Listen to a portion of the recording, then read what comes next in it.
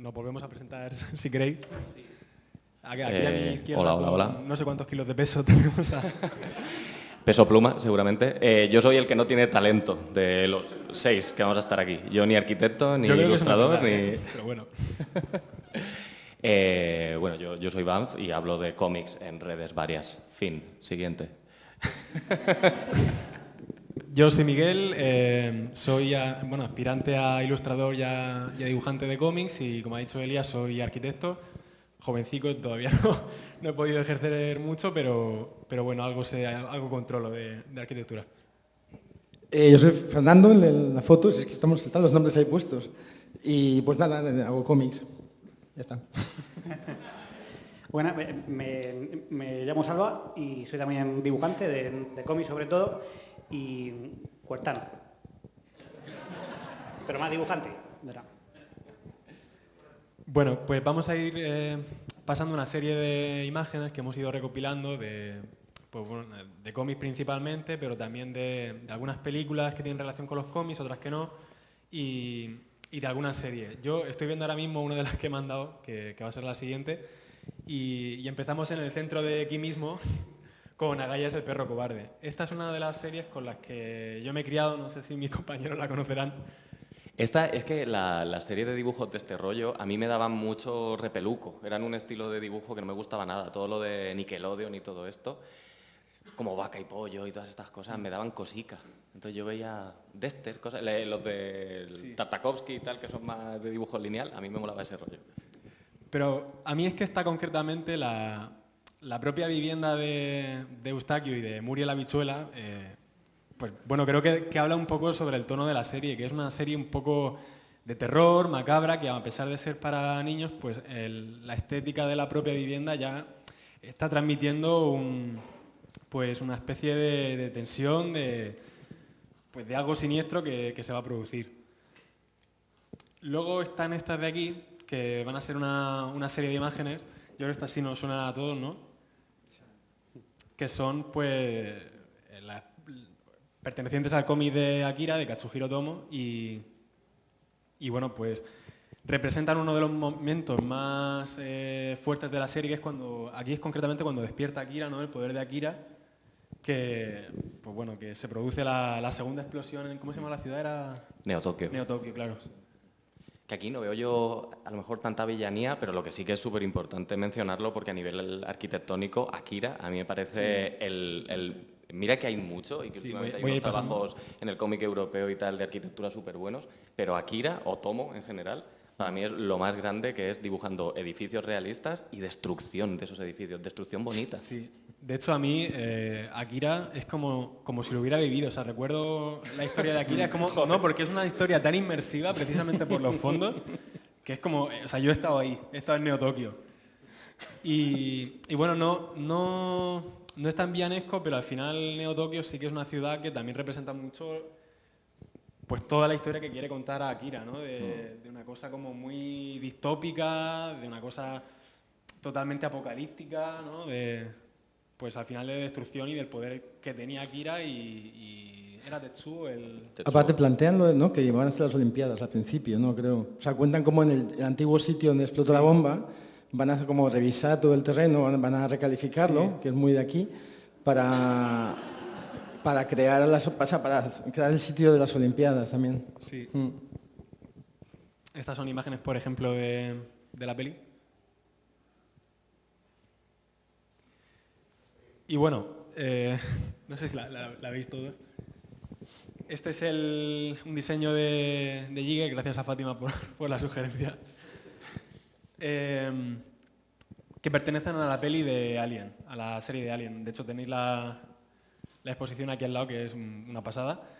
Y creo que representa muy bien con la arquitectura y en este caso un poco también la ingeniería de los personajes, pues toda la personalidad que se quería transmitir con estos alienígenas, con esta raza de seres mejorados.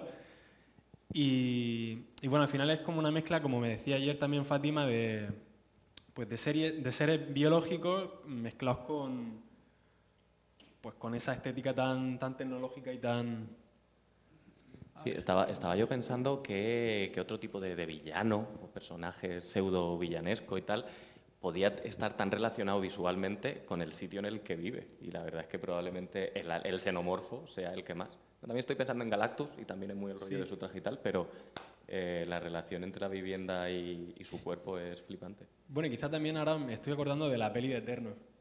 No tanto el cómic, sino como la peli que tiene como personajes y Sí. en este caso la nave. Sí. tienen- O bueno, mira, también en los dibujos de Kirby, clásicos de los Eternos, también el rollo. Pero bueno, es que Kirby todo lo que dibuja es puro Kirby. Entonces, por fuerza se parecen los personajes a los trajes, a las viviendas y a todo. Pero sí, muy buena la de Eternos también.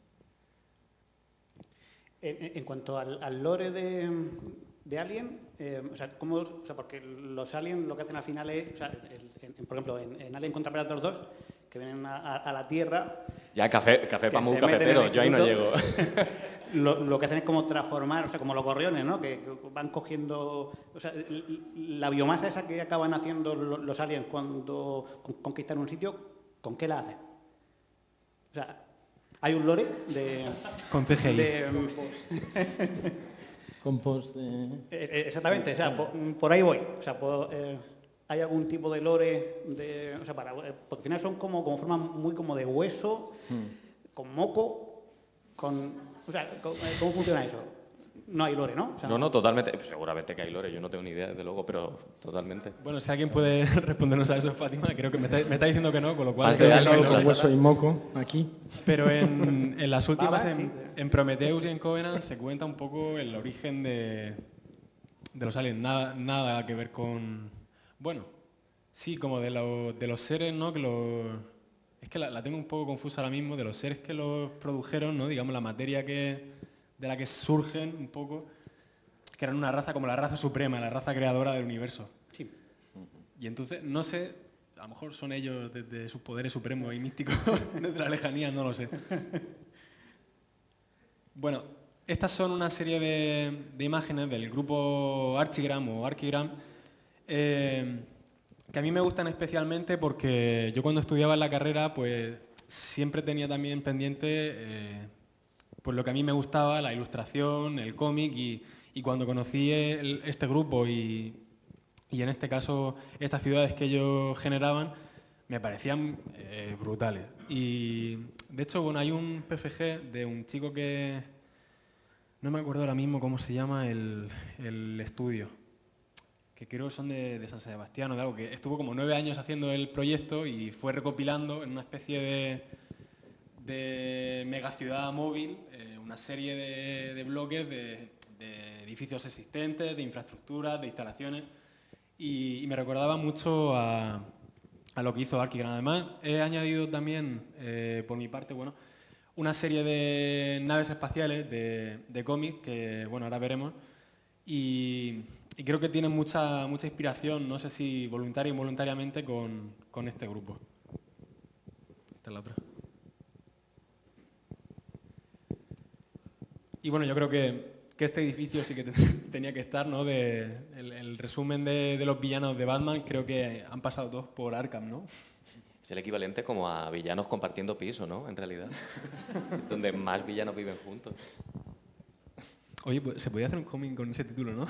Villanos Podría. compartiendo piso. Bueno, está el de los enemigos superiores de Spider-Man. No comparten piso, pero es un poco ese rollo, la verdad.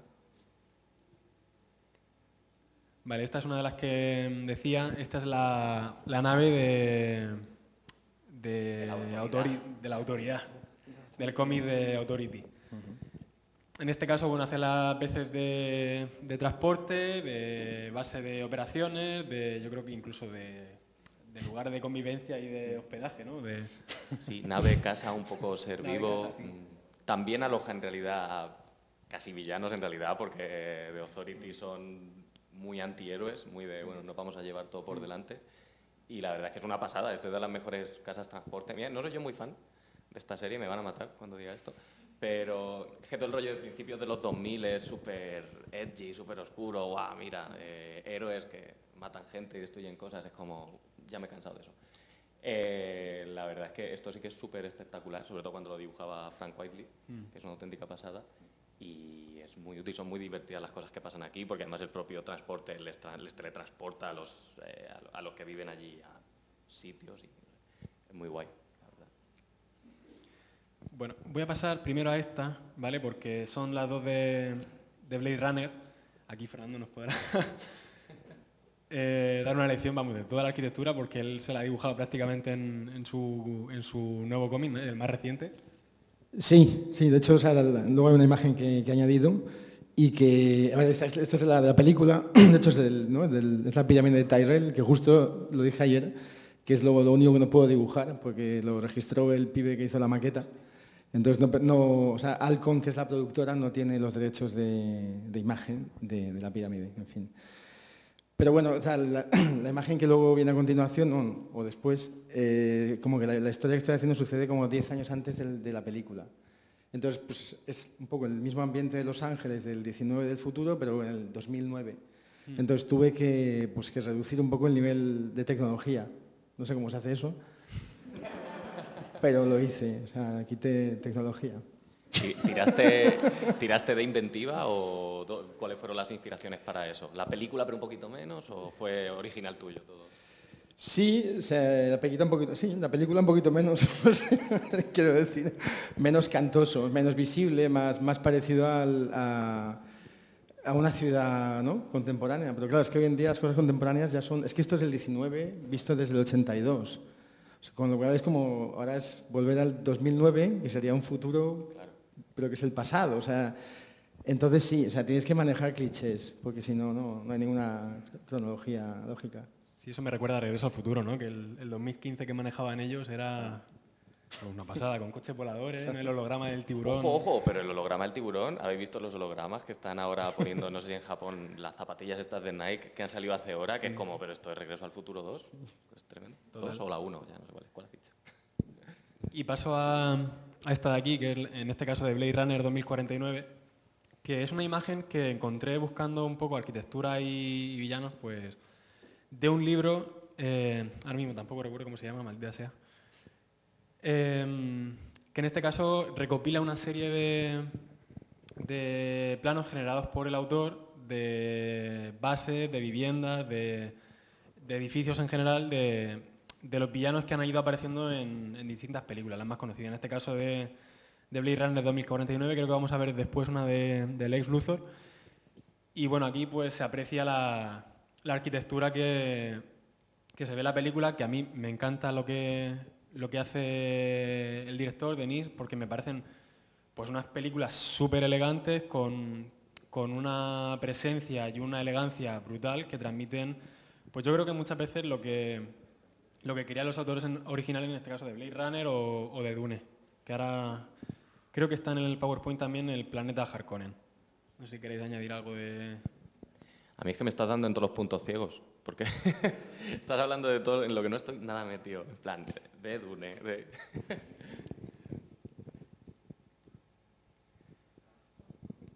Esta, bueno, es también una aportación de Fátima, claro, de Mad Max. El Alcaina.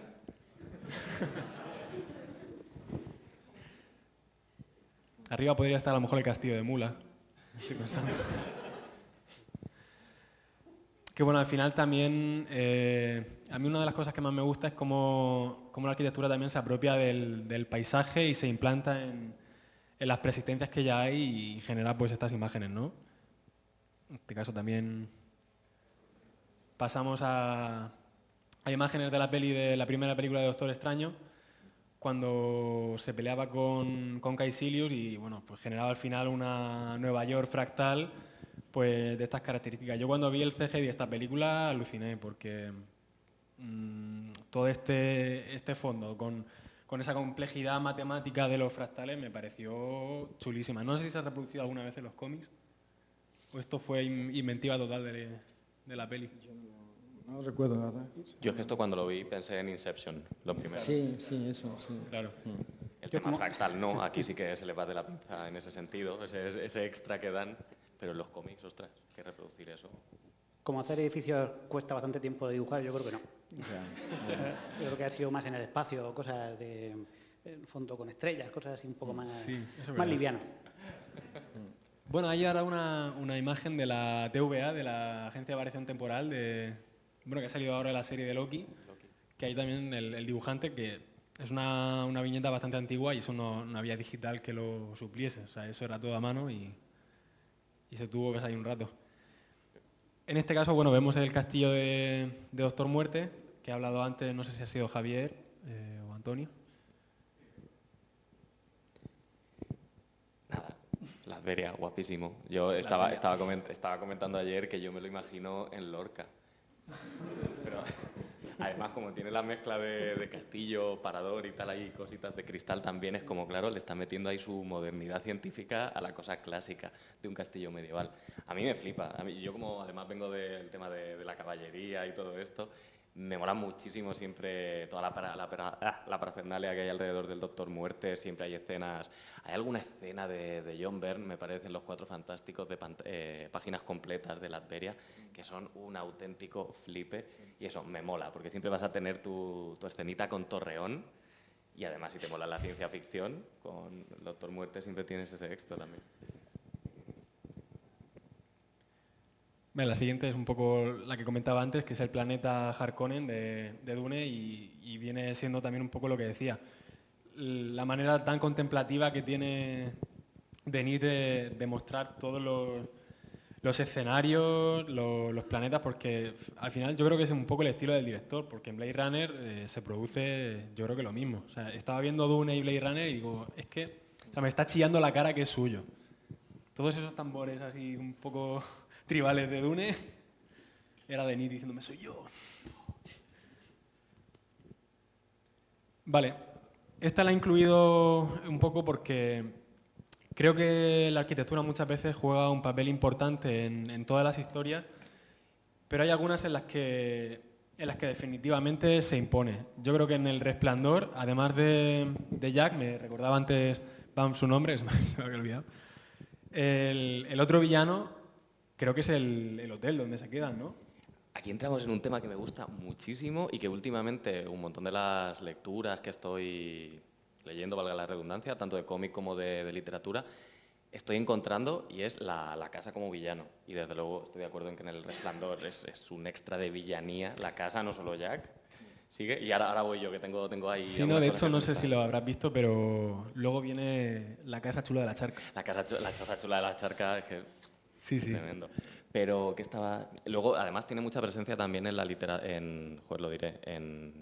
en el terror, sobre todo. Por ejemplo, recientemente la serie de Netflix, la de The Haunting of Hill House, que es una pasada, y en algún momento se hace referencia a La casa tiene hambre, que me parece una pasada ese concepto de no es tanto el poltergeist, el fantasma, el no sé qué, es la propia casa que está intentando... A esto. Tacho.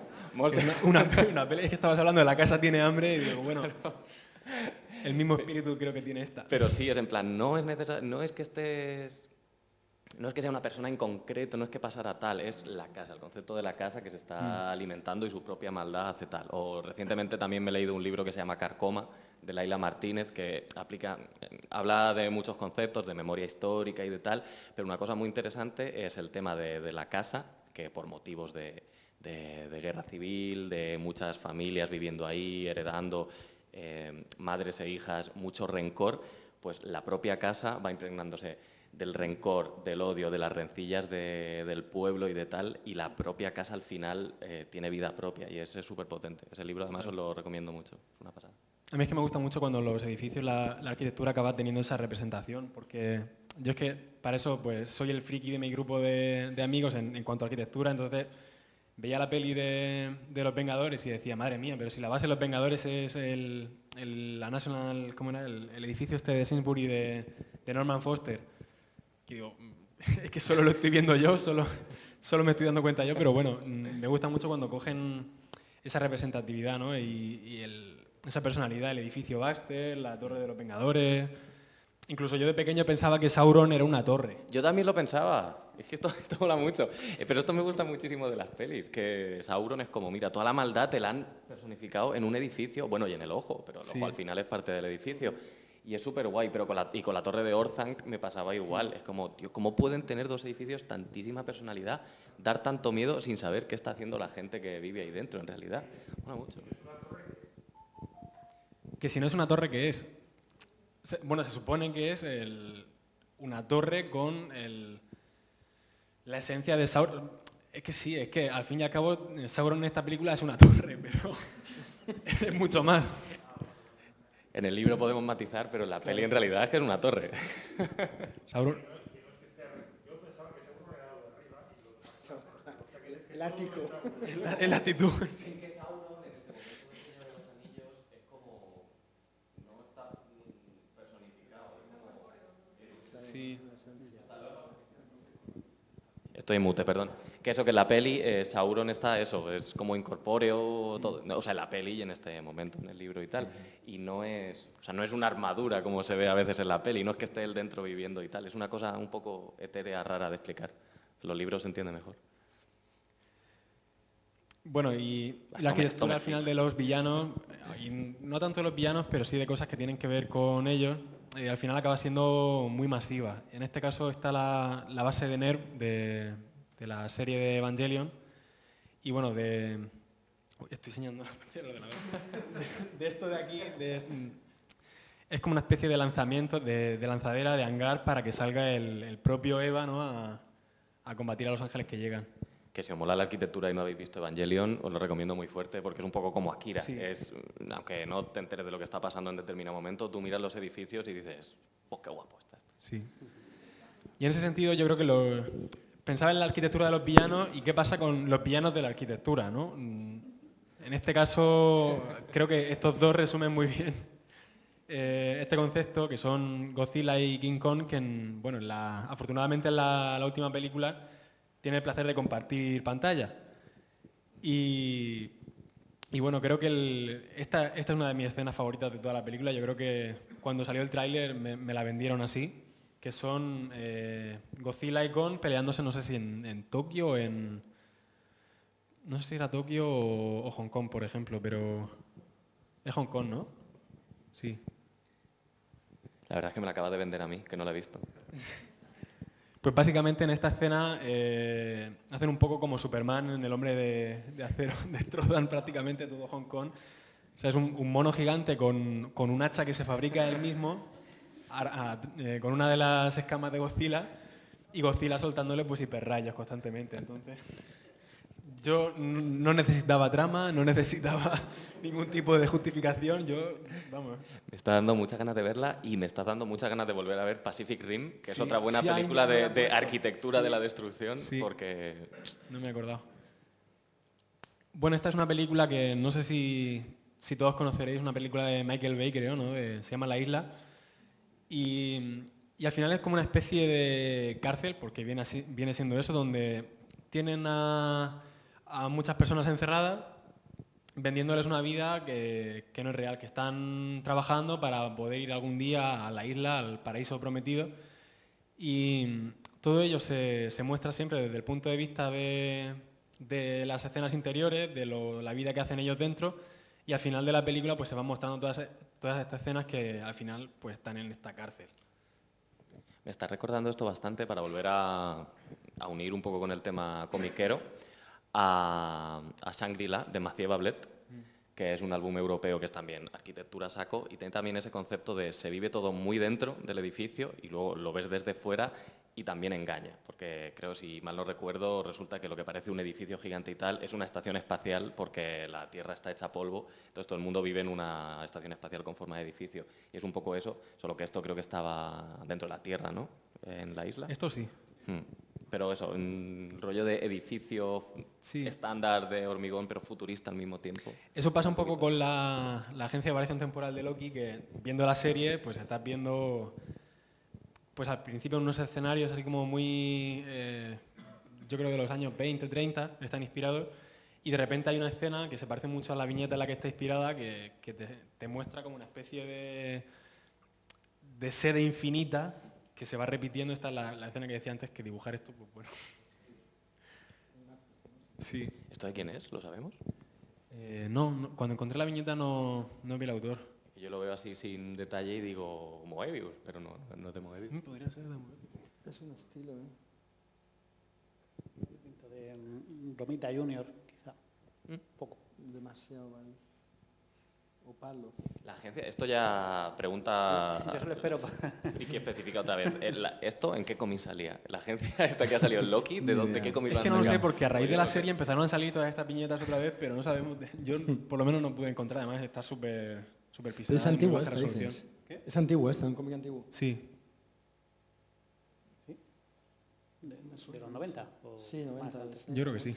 Sí, ¿no? Sí, entonces yo creo que será Romita o algo así. Junior. Pero Romita no ha trabajado tanto en su vida, ¿eh? No, pero yo sea uno Romita, yo espero que a partir de como la segunda fila de mesa ya sea control C, control V, Sí, claro. Photoshop o lo que fuera, porque, hostia, o sea, es un día de trabajo.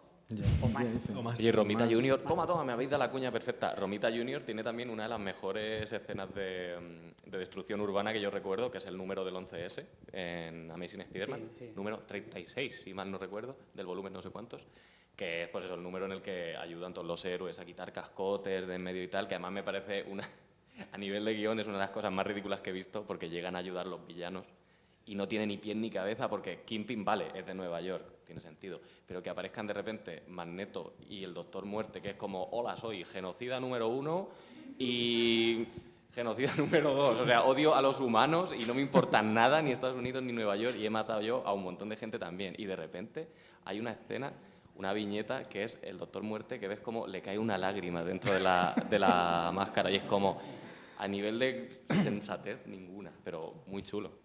A nivel de... Bueno, chulo y bastante duro el cómic, claro. Voy a ir pasando así un poco más deprisa. Este era el concepto del que hablaba un poco antes, como el del PFG que comentaba. Son la peli Mortal Engines, que al final son ciudades reducidas a máquinas rodantes. La idea esta, ¿de dónde sale? O sea, ¿cómo...? Es que, por ejemplo, sé que Alita está inspirada en un manga, pero esta de Mortal Engines no sé si está basada en un cómic o... Esta yo creo que viene de novela. De una novela. Es muy loco, ¿eh? O sea, eso sí tiene pinta de ser alguien que sea de escribir para tú hacerte tu imagen mental cada lector, porque esto es una locura. Bueno, y la película, no sé si la habéis visto, pero es una locura impresionante. Y esta es la casa de la que hablábamos antes. Que La mejor casa de la actualidad. Del cómic de Night House on the Lake, que bueno, yo creo que el que más ha leído ahora mismo es Banff. Yo voy, ¿por qué número voy? Yo voy por el 7, me parece. En España que vamos por el 5 o algo En España así. vamos por el 5. Pues un par de... No, tampoco saco mucho. Pues es una pasada y aquí la casa es igual de protagonista que las películas y libros de los que hablábamos antes, que la casa es el villano en realidad. Aquí no es tanto el villano porque se sabe... Bueno, es que no quiero contar nada de la trama, pero bueno, sí que hay un, entre comillas, villano, sí que hay una situación posapocalíptica que en la casa en realidad no tiene nada que ver, pero en realidad la que está poniendo a prueba a los 10 protagonistas es la casa, y están muy agobiados y no pueden salir de ahí y tal, pero además es que Álvaro Martínez Bueno ha planteado la casa como un entorno brutal, se ha basado tiene un montón de referentes arquitectónicos, tiene su zona de escultura, además es una casa con varios espacios, porque luego está la caja oscura esta, que es otro edificio también súper chulo, que me ha recordado un poco al diseño este de los planos que has puesto de Blade Runner, creo que era este negro, blanco y negro, que está muy chulo. Y nada, pues es simultáneamente una casa que tiene la parte buena de que dentro de la casa consiguen todo lo que quieren y al mismo tiempo están obligados a estar encerrados ahí y convivir ahí, con lo cual 50-50. Hablando con el artista, nos dijo que usó como referencia a Frank Lloyd Wright para la vivienda y a Chillida para todo el tema de las esculturas que incluye la vivienda. Esta de aquí, bueno, la voy a pasar también un poco rápido, que es la nave de Paper Girls. De Paper Girls, hablando un poco antes de la arquitectura y las naves espaciales. Y aquí, bueno, no sé si pasarla o no, porque Salva creo que va a hablar también de esto. Bueno, si quieres puedes hablar o lo paso después. Son los Claro. buenos. Claro. O sea, eso no es malo. Yo lo que tú me digas. No, sí. Sigo... Habla. O sea, yo... No, yo no iba a decir tampoco... No, pero lo que dice que ese castillo es de los buenos. Sí. El castillo de Grayskull. Aunque tiene pinta de calavera. O ahí, A ver, necesito locura de los más 80. información, que yo como tengo reacción opuesta a la nostalgia ochentera, no sé nada de He-Man. Háblanos, cuéntanos, ¿de qué va el castillo de Grayskull? Bueno, el ¿Es de los buenos? castillo de Grayskull es donde se concentra el poder, ¿no? O sea, y por eso, de hecho, o sea, como es en donde se concentra el poder, una cosa como súper importante, está como custodiado por una persona, que es la hechicera, que no se ve ahí, ¿no? No, vale. Pero bueno, pero esto es, más que eso, es un pedazo de juguete guapísimo. O sea, eso es lo que mola.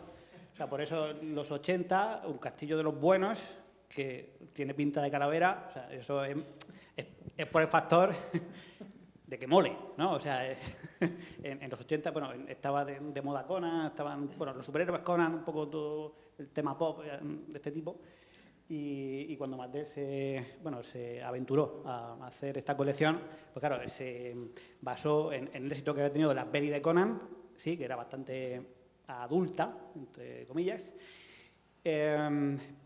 y bueno, en los cómics, ¿no? O sea, en lo que es la fantasía heroica. Pero lo que iban era detrás del éxito que habían tenido Star Wars con sus muñecos. Entonces, para diferenciarse, fue por lo que eligieron la fantasía heroica y por eso la mezclaron. O sea, para que no fuera demasiado duro, porque la fantasía heroica sola, Conan, como he dicho antes, es muy adulta. Entonces lo mezclaron con la fantasía de ciencia ficción, que por eso se ven, bueno, por eso He-Man tiene naves y hay caballos, pero que son como cibernéticos y tal, o sea, es una maravilla. Y ahí, bueno, eran los 80, la agresividad, o sea, la época Reagan, ahí a tope, y por eso los buenos tienen cosas agresivas que no son típicas de los buenos, como las calaveras, o de hecho muchos personajes buenos tienen pinta de monstruo.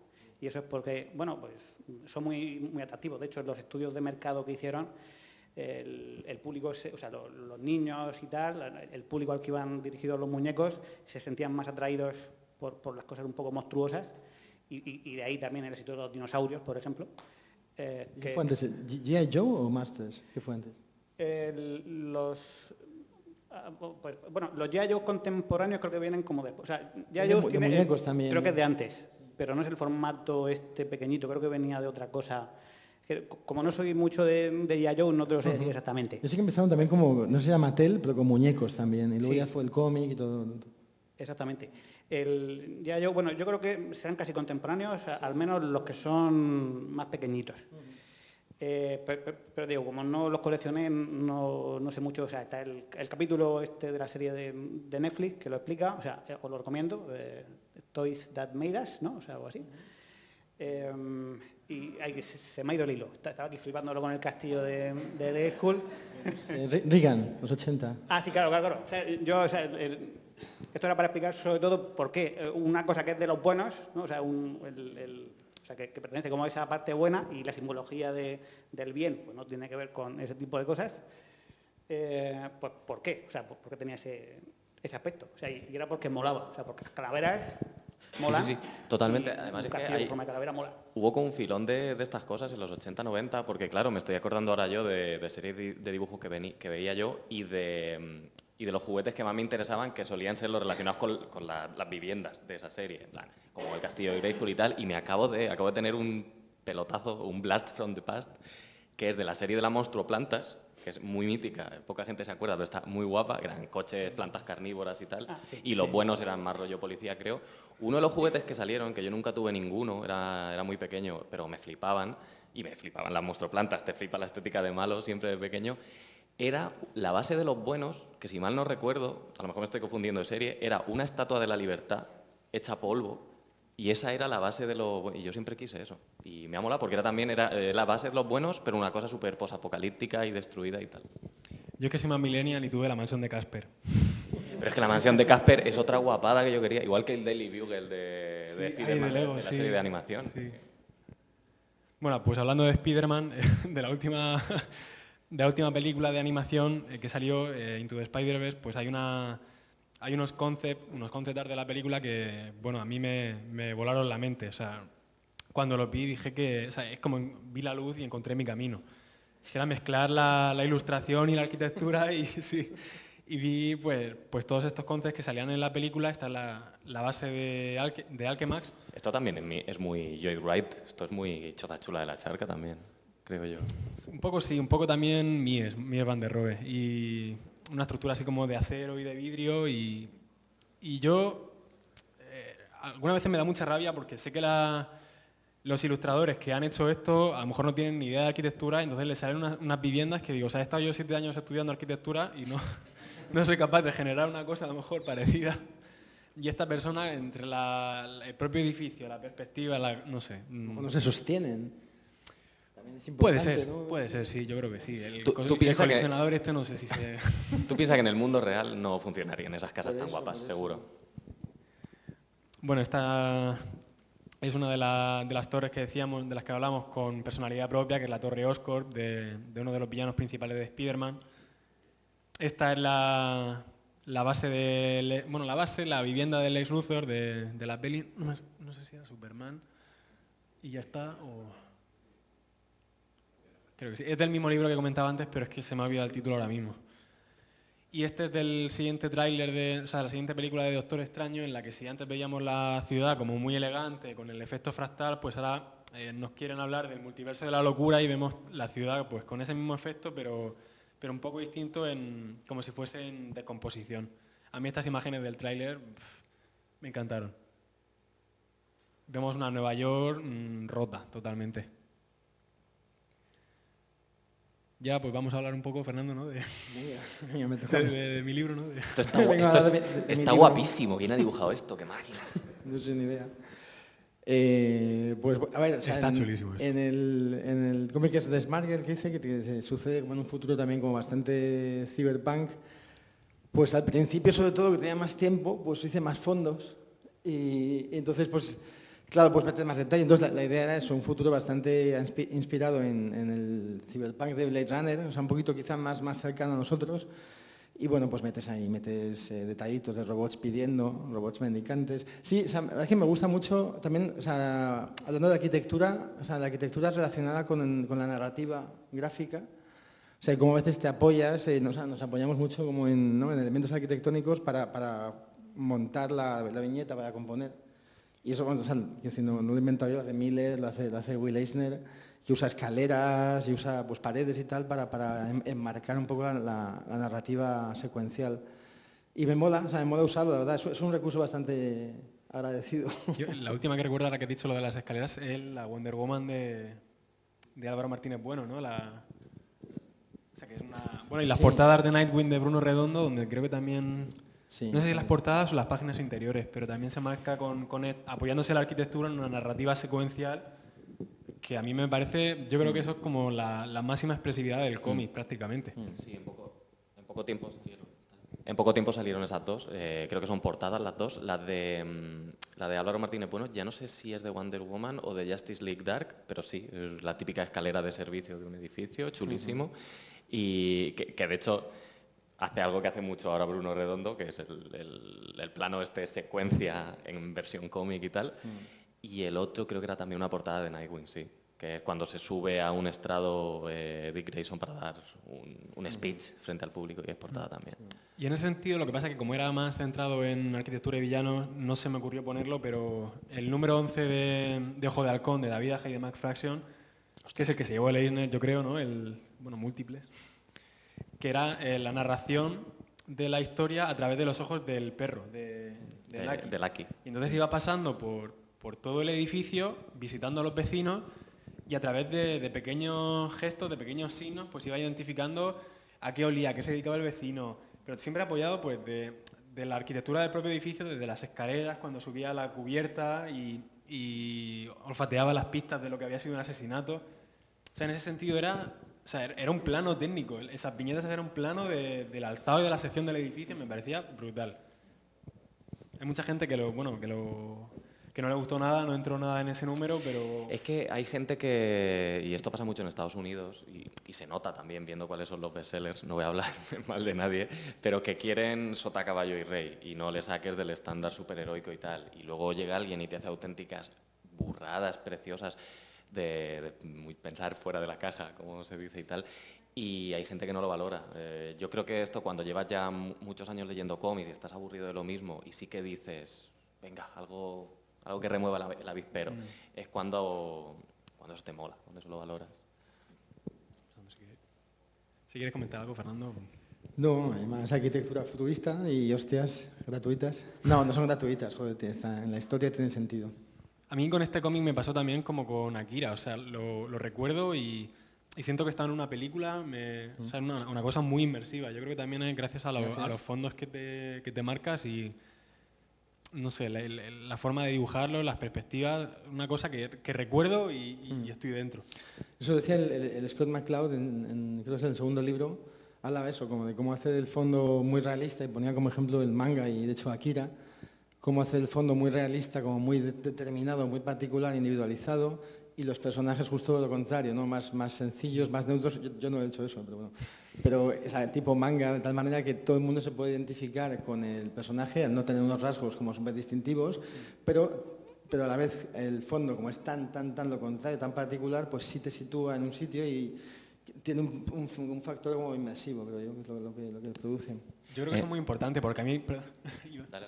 No, que decía que en la carrera siempre me decían, cuando dibujaba una sección, un alzado o algo, que los edificios no están volando, los edificios tienen que tener un entorno, un contexto, y yo creo que se aplica un poco en el cómic, que al final los fondos ambiguos, las cosas... Que no digo que para la narración también es muchas veces importante dejar las viñetas dibujadas, centrarte en el personaje, centrarte en lo principal, pero poner un contexto, poner una arquitectura, poner un fondo al final, yo creo que es muy importante a la hora de contar una historia y hacer que el lector se... Yo lo veo eso, o sea, lo veo como un punto de verosimilitud, de situar la historia, pero para mí siempre está en función de la narrativa. O sea, es decir, si hay un diálogo, por ejemplo, más emocional entre los personajes, pues justo lo contrario, tienes que eliminar cualquier otro elemento que distraiga y centrarte en las expresiones de la cara, o sea, las manos, como quieras contar la historia, ¿no? La narrativa. Y lo que te digo, y si luego hay elementos puntuales, luego hay gente muy buena, ¿sabes? Que, por ejemplo, que lo que hace es una síntesis que te dibuja una farola, y que a lo mejor no hay nada más, o sea, el Coipel, por ejemplo, o el Limonem, claro, te hace una farola, pero tan realista, tan que he pillado la foto, ha sintetizado como 3 trazos, y entonces tú te quedas como con una especie de imagen platónica en una farola y ya te sitúa en el mundo, aunque el resto sea bruma y no haya nada dibujado. Y eso es un arte de síntesis que es flipante, y hay gente que son maestros de síntesis. Estoy pensando en un cómic que ha salido recientemente en papel en Estados Unidos del matrimonio Imonen, que se llama Grass of Parnassus, que te va a encantar, que te lo voy a regalar. Y que es ciencia ficción pura y dura, de una nave espacial que va por el espacio, por donde va a ir. Y como que la cámara va enfocando diferentes escenas dentro de esa nave. Y es un flipe, el cómic a nivel de guión, no, he entendido la mitad, porque yo siempre digo que los Imonen son muy listos y no entiendo lo que me están contando porque están a otro nivel y no les sigo las bromas, no puedo. Pero hacen unas escenas súper icónicas de cosas así. Un primerísimo primer plano de una cuenta atrás, un primerísimo primer plano de un retrovisor, un primerísimo primer plano de una pieza mecánica inventada y tal. Y es un flipe el nivel de detalle de Stuart Timonen en ese sentido. Y mola mucho porque al final en los extras llevan un montón de fotos de cosas industriales, que a mí ese tipo de fotografía me gusta mucho, y es simplemente una galería de fotos de, pues, me fui a una fábrica, hice 4 fotos, fui por la ciudad, hice 4 fotos a 4 callejones, y está eso muy guay. Y lo que iba a decir antes es que parece que en el mundo del cómic, sobre todo del cómic USA, se le tiene mucha manía, o se le estaba teniendo mucha manía hasta hace poco, al dibujo que utilizaba fondos en 3D o hechos por ordenador, cuando en Japón llevan utilizando el ordenador para dibujar fondos hiperrealistas que lo flipas, en plan 40 años. Y me llama eso mucho la atención. Y te iba a decir que cómo dibujabas tú los fondos en las páginas anteriores que hemos visto, que sí, simplemente con el programa de dibujo estándar, tal, o si tienes algún truco, alguna, porque hay gente que tiene también como bibliotecas de recursos y todo esto. O sea, va un poco, depende en función del tiempo que tengas. O sea, por ejemplo, esta página tenía bastante tiempo y esto está hecho todo, o sea, es digital, pero no hay ningún fondo de 3D ni tal. O sea, a mí depende un poco, o sea, mi ideal para mí en ese sentido es pues un poco el rollo Kirby, en cuanto que Kirby, cada piedra que dibuja es Kirby. O sea, es decir, que está guay que sea, si quieres dar un punto realista, pero me gusta que todo esté interpretado en la misma clave en la que está interpretado el dibujo. Entonces, no te digo que no haya tirado muchas veces de 3D, cuando no hay tiempo, pues tiras de fondo, incluso puedes hasta meter un quemado de una foto y solucionas la entrega. Pero lo ideal para mí es reinterpretarlo, o sea, y que todo tenga una misma, todo sea parte de ese mismo mundo que estás intentando construir. pero a nivel de producción tengo que puntualizar que puede ser que tú tengas más mérito que incluso Otomo, que se ha comentado antes de Akira. Porque en el caso de Akira, o sea, en esa época yo creo que Otomo ya tendría su equipo de producción, porque en Japón el manga se suele hacer por equipos creativos. O sea, cuando uno ya es un autor, o sea, que tiene una importancia, contrata a asistentes. Y entonces, bueno, él sí que puede hacer, es que no lo sé porque no he visto el... Sí, pero es así. Normalmente hace la figura central... Normalmente hace la figura central y los demás las tramas, los fondos y no sé qué. Exactamente, y luego tienen, o sea, que posiblemente muchos de esos edificios que se han visto antes de la destrucción de Neo Tokio, o Tokio antes de ser Neo Tokio, no lo sé bien, lo que es el layout, ¿no? O sea, un poco la perspectiva y tal, si esto hubiera hecho por Otomo, pero ahí a lo mejor hay 3 personas más que están haciendo las ventanas para llegar a tiempo. En cambio aquí yo creo que Fernando en todo momento, ¿no? Sí, o sea, que me parecen dos modelos. Por eso lo decía.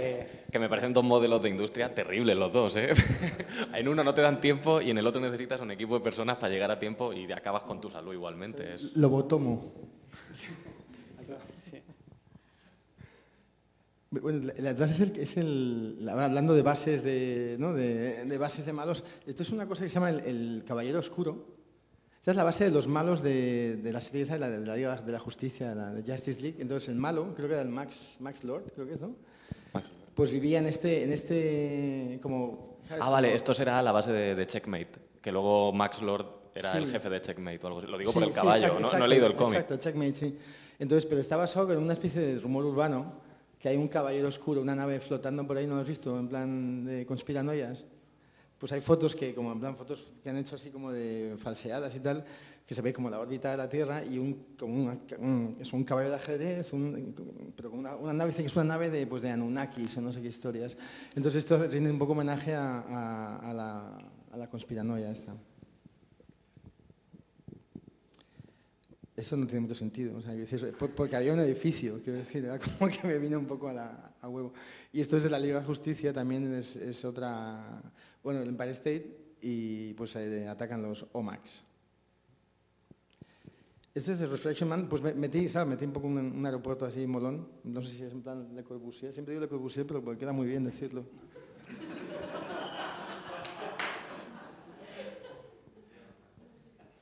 Bueno, yo no sé, lo vería un poco más Foster, ¿no? Con el high-tech Me lo apunto. de Norman Foster. Si además está vivo, le puedes dar crédito si quieres. Guay.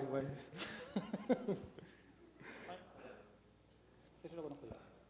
Y aquí Salva, pues, no sé si quiere... Sí, bueno, o sea, todo lo que es un poco lo que las fotos que he aportado tienen que ver con el Castillo de la Serpiente, o sea, he mandado un montón. Porque yo la voy pasando. Pensaba que tenemos que seleccionar como una y justo a la hora de hablar como de guaridas, de sitios, los primeros que se me ocurrían eran más de personajes buenos, ¿no? Es decir, la Batcueva o el edificio de los Cuatro Fantásticos. O sea, no recordaba, o sea, alguno así que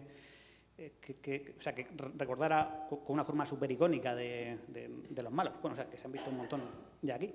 Pero el primero y ya el único, ¿no?, que se me venía ahí a la mente era justo este, porque tiene una cosa en concreto que a mí siempre me ha gustado, o sea, es por gustos propios, que es esa,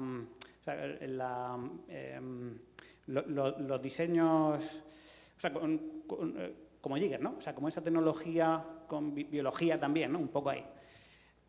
O sea, en este caso esto no es tecnológico, porque o sea, el castillo de Skeletor no es un castillo, sino que es una montaña, o sea, es la montaña de la serpiente, no el castillo de Grayskull.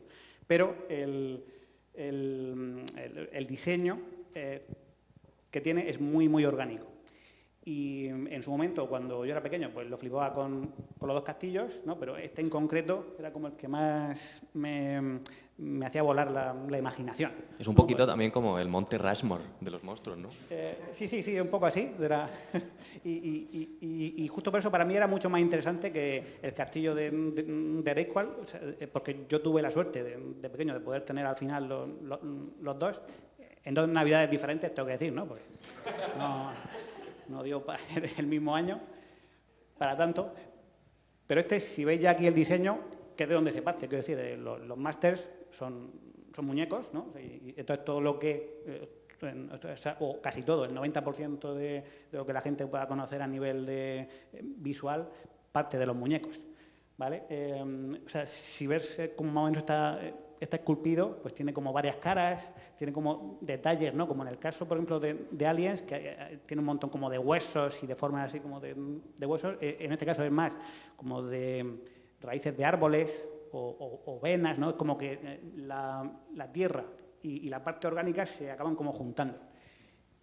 Sí, yo creo que en ese sentido es buen ejemplo de la arquitectura como personaje y la arquitectura como producto al final, porque estoy pensando también en que todo este tipo de cuestiones se venden como muñecos, se venden como figuras, e incluso, por ejemplo, la Estrella de la Muerte de Star Wars, que es también una base, una sede de operaciones donde pues, vive al final un montón de gente y también una de Micro Machine, creo que era, que siempre quise tener y nunca tuve. Nunca tuve casas de juguete, qué rabia. No, bueno, y luego lo que pasa es que daría para otra charla, ¿no? Pero al final Lego y Playmobil se basan un poco en todo eso. En las viviendas. En la arquitectura también como producto y como... Bueno, Lego literalmente, que tiene toda la línea de edificios famosos, chulísimos y carísimos. Eso es verdad, porque yo he querido echarle el guante a alguno y... Bueno, hay un montón de imágenes, veréis, bueno, las que me gustan son sobre todo la anterior, ¿no? Las que son como el packaging, o sea, dentro del packaging o lo que es el producto físico, pues todo lo que venía acompañando, ¿no? Que si esto es parte como de las instrucciones en las que te van vendiendo, bueno, te informan de los demás productos y tienes como esa vista, ¿no? Ese dibujo, que ahora mismo no sé cómo decirlo, como en vista isométrica, más o menos así, ¿no? O sea, sí, podrías una alzado, una sonométrica de... Sí, eso. Sí, es que está en perspectiva, es que no... Bueno, como muy técnico, ¿vale? Que encima luego se junta con que en el producto, no sé si, creo que más hacia adelante, se acabarán viendo imágenes de las decoraciones que el producto tenía. Porque, mira, en esto, por ejemplo. O en esta. Sí, bueno, esta mejor. O sea, yo siempre me han gustado y es algo que he ido valorando, ¿no? De otras cosas que al final he visto que me gustaban y que acababa coleccionando. En concreto, este tipo de objetos físicos, ¿no? En los que por cuestiones de poder dejar un producto que sea para el público infantil, con lo cual tiene que tener un precio módico, pues acabas digamos que usando de muchos recursos que lo que hacen es activar la imaginación.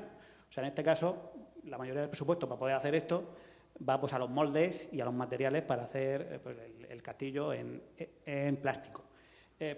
Pero no es suficiente con eso, ¿no? O sea, sí que da para esculpir cosas muy chulas, muy descriptivas, pero pon mejor la anterior imagen, que la de los 80, pero para seguir como ambientando, decorando, ¿no? Hacer volar la imaginación, como me pasó a mí cuando era pequeño. Se usaban ilustraciones como los stickers, ¿no? Que veis ahí que como un suelo con calaveras, como un foso, ¿no? Que es justamente, o sea, el foso está al entrar por la cueva, es como una especie como de trampa, y por eso te ponían como el sticker, como de una agua ácida, ahí con los, bueno, serpiente, cocodrilos, ahí, pues hay que, pues eso, que veas que ahí había peligro, era algo que te ayudaba a poder tú jugar con los juguetes y hacer historias. Y bueno, y luego también, pues ahí tenéis, bueno, sí, la tenemos ahí también en pequeñito, como en donde está el micrófono, que es parte también como de una columna, ¿no? Pues ahí digamos que hay como esa parte como cibernética, terrorífica de las calaveras. Es la imagen ahí a la izquierda, ¿no? Como esta que es como un escudo. Entonces, este tipo de cosas siempre me han parecido que es pues cómo se usan recursos súper baratos, ¿no? Para llevar al producto y que funcionan súper bien. O sea, yo digo, si soy dibujante de cómics, o sea, es porque me gusta contar historias. Hombre, cuando empecé a dibujar cómics tal cual, de lo que son historias secuencializadas, era para contar un poco las cosas que en los arcades como Street Fighter, pues no terminaba yo de entender, ¿no? Porque ella era cuando tenía a lo mejor pues, 10, 12 años. Estos muñecos me pillaron un poquito antes y lo que hacían era como activar la imaginación de lo que veía en los dibujos animados y en los cómics que leía, bueno, que veía más que leer de los másters, pues llevarlo, ¿no? O sea, como ahondar ahí, ¿no? en esas aventuras. Y este tipo de materiales era lo que hacía que eso me impulsara. De hecho, cuando era, o sea, bueno, sobre todo al principio, ¿no? Cuando a lo mejor tendría 6 años o así, que no había mucho dinero en casa, y sí que tenía algunos másters, jugaba tanto con los muñecos como recortando de algún tebeo, sí, y de alguna revista de las Navidades del Corte Inglés, ¿no? Que estaban ahí, pues. Y entonces, pues ahí como que usaba todo eso. O sea, que al final era como lo mismo, o sea, para activar la imaginación, tanto tener algo físico como una imagen que me sugiriera una sensación, una historia, pues me valía, ¿no? Entonces, por eso quería ponerlo en valor, sobre todo hoy. Me estoy acordando de un juguete que te habría encantado, que creo que es un poco posterior a tu época, que se llamaba Mighty Max, que era una serie de un niño que tenía aventuras en sitios muy rollo Máster del Universo, creo yo, de fantasía y tal. Y la cosa es que sacaron unos juguetes que eran muy rollo Micro Machine, también muy pequeñito todo, sí, pero que eran cabezas de monstruos que se abrían y dentro tenían el escenario. Yo tenía una cabeza de gorila y dentro tenías la selva terrible, este que te iba a cocinar en una olla, un gorila que te perseguía y no sé qué, un tiburón, la cabeza de un tiburón, que lo abrías y tenía muñecos de unos calamares que te perseguían, dentro era una cueva submarina, un tal, pero eso era como mi puño de grande. Sí, o sea, sí. Es chulísimo. Me acuerdo porque... Y muy similar a eso. No me daba los ahorros para poder comprármelo, pero sí que lo veía en las revistas del Corte Inglés, no estas de Navidad, que bueno, antes había una foto, bueno, la sigue habiendo, ¿no? Pero no se hacen ya tantos juguetes como este, ¿no? Que es así como más grande y como muy, o sea, como unos modelados como muy descriptivos. Y ya digo, eso, o sea, lo veía y justo eso siempre lo acaba llevando, o sea, cuando era pequeño, como dibujar cómics es de lo más difícil que hay, creo que ahí podrá estar de acuerdo conmigo en cuanto al tipo de arte, ¿no? Requiere muchísimo trabajo, pues claro, cuando uno es pequeño, o sea, estoy hablando ya de 8 años o así, pues hace más como ilustraciones, o sea, quizá una ilustración, medio cómic, 2 viñetas o así, pero no más de eso, ¿no? Porque hay muchísimo trabajo.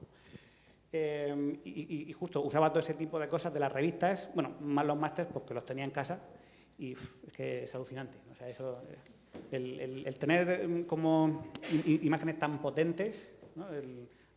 Que te activen la imaginación, o sea, para mí siempre ha sido un recurso.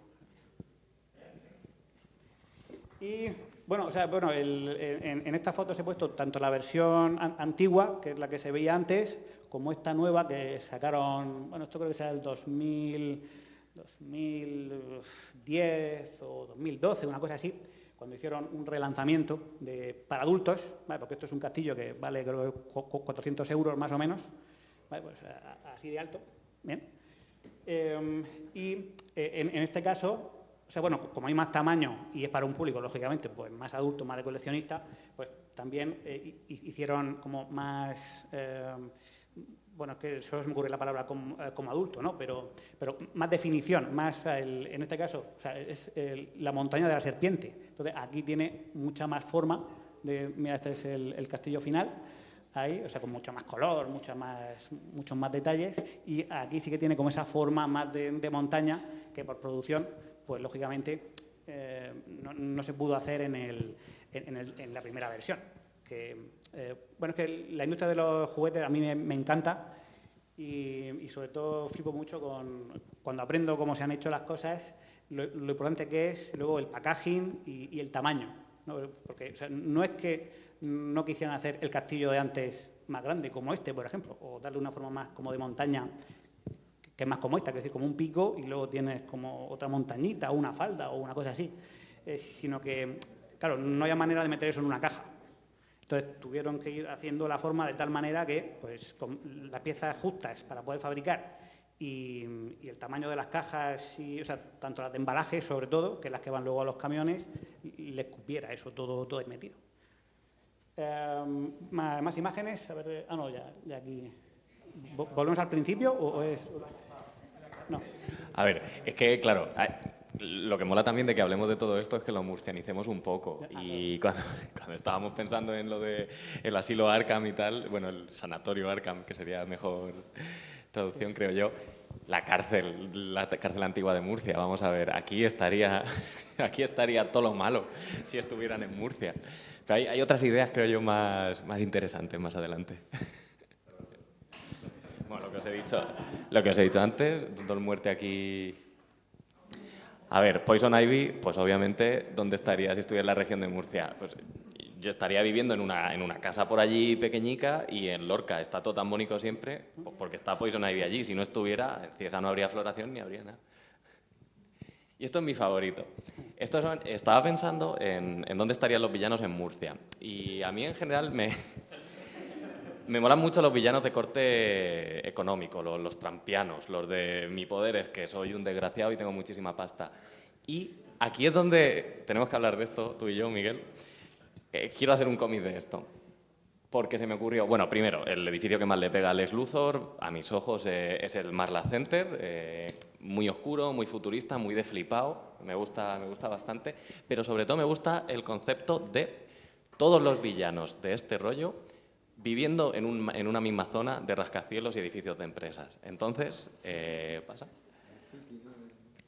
Ay, no, bueno, esto es porque han dicho antes el Joker en el Odiseo, que tiene todo el sentido del mundo, pero recientemente en los cómics Mephisto está en Las Vegas y tiene su propio casino y no pude evitar acordarme de lo gracioso que sería que estuviera ahí ahora. Y sobre todo veo a los villanos de medio pelo de Spider-Man, como, bueno, Azar, que tiene poderes literalmente relacionados con la suerte y tal, Boomerang y toda esta gente, pero como jugadores, como gente cutre que está allí dejándose el dinero y el típico bar de los villanos, pero allí, en el La Sota de Corazones casino. también, ¿no? Sota de Corazones me lo imagino de croupier.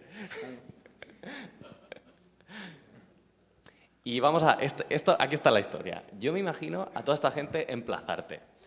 Y yo haría un cómic sobre rencillas entre villanos, en plan, que están todos en el mismo edificio. Tiene la farmacéutica de Verónica Cale por arriba, fijándose que Norman Osborn está en el edificio de enfrente, en este que pone Ubicus arriba, qué desgraciado, tiene su propio edificio, no sé qué. Madame Máscara en otro piso, Max Lord en otro y tal. Y se hacen...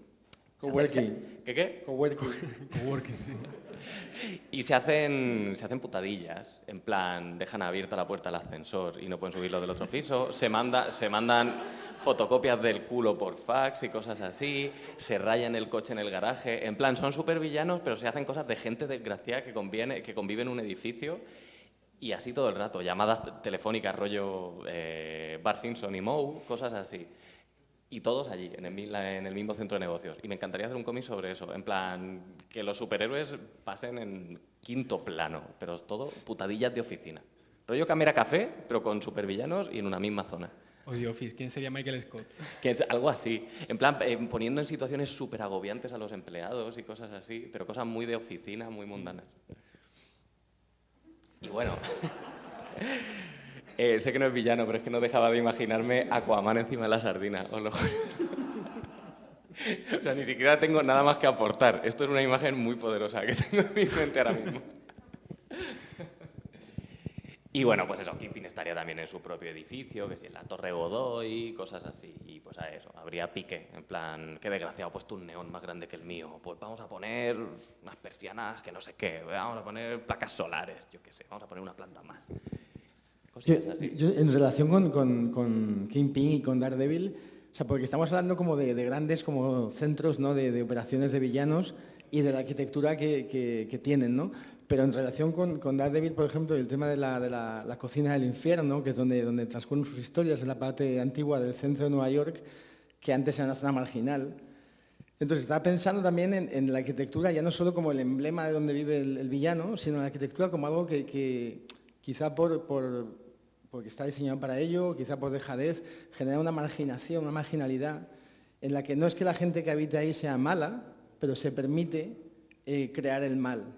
Y compararía a Hell's Kitchen con La Fama, aquí yo vivo cerca, en el que los bloques, que se podía ser un The Wire murciano, y la policía entera sabe que se vende droga ahí, lo sabe todo el mundo y nadie hace nada. Bueno, por historias que me han contado, literalmente capítulos de The Wire Es han The Wire, ocurrido en la fama. total. Y aparte hay mucha creatividad también, si la gente como va, como viste, hay mucha creatividad, mucha mezcla muy bonita, pero quiero decir, es un tema de que la arquitectura por interés social, por política, por lo que sea, se está dejando y genera un espacio social de marginalidad en el que la vida se abre camino, pero creo que de ahí también tiene que ver mucho la arquitectura.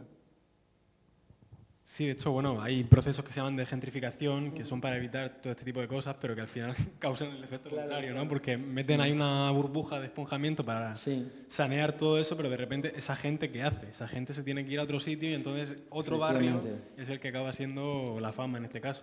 El que fagocita, sí. Bueno, hay gente que en los cómics toca mucho estos temas, tipo, yo que sé, Tom Taylor, por ejemplo. Volvemos a Bruno Redondo, que con él está haciendo Nightwing, o en su Spider-Man también lo tocó, y eso, tocan mucho. ¿Ves? Y es que Nightwing de Tom Taylor, Bruno Redondo y Adriano Lucas es un buen cómic para esto, porque hablan de temas sociales del barrio, de gentrificación, de cómo mejorar la zona en la que vives, y además el impacto arquitectónico del dibujo es espectacular. Bueno, pues yo creo que hemos acabado ya con lo que era la presentación y ahora no sé si habrá tiempo ya para preguntas, no imagino que no. Claro. Nos hemos torrado bastante. Sí. Vale, pues yo creo que ya estaría.